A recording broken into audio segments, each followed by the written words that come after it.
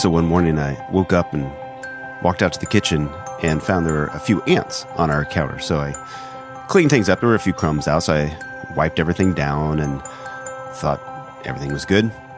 But then that night after dinner, we had left some dishes sitting out while we were playing with the kids, put them to bed. And when I came back, noticed a lot more ants. We're just having like a feast on this food that was sitting out. So make sure, did all the dishes, wiped down the countertops, thought, all right, now we're good. But the next morning, there's no food sitting out, but there's ants everywhere. So I got out the bleach, wiped things down, vacuumed the floors, wiped down chairs, did everything to think this is going to take care of it. But still, the ants kept coming back. So finally, went to the grocery store, and while I was getting some groceries, picked up some ant poison, which I don't know if this bothers anybody else or worries you at all, that they sell poison at the same place that they sell food for people. But either way, that's where I got this poison. So I set it out, and the problem gets worse. Right? This is kind of how it works. Instead of you getting rid of the ants, you're actually drawing the ants into your house, but they think that they're consuming food when rather it's actually poison.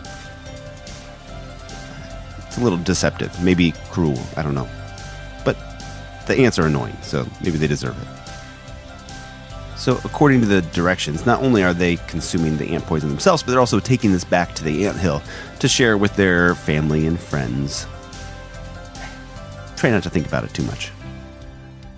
But I started to wonder, what would happen if one of these ants learned how to read?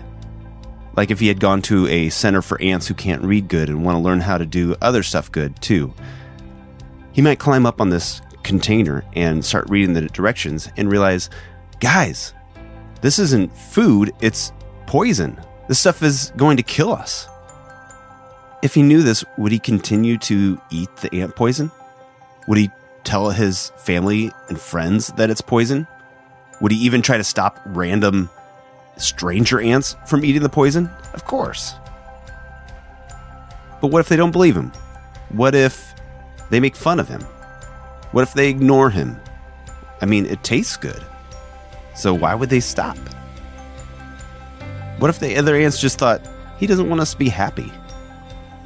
Look, we might not have to worry about other humans consuming poison and having to warn them about it, but it does happen with sin, which is a poison for our soul. Sin separates us from God, which is killing our relationship with God. St. Paul says the wages of sin is death. But before we try to call somebody else out on their sin, we need to be avoiding sin ourselves. What good is it for us to tell somebody else to avoid something when we're doing that exact same thing? Sin is deceptive. It looks good, but it's killing us. And God has something better for us. Something that will give us life.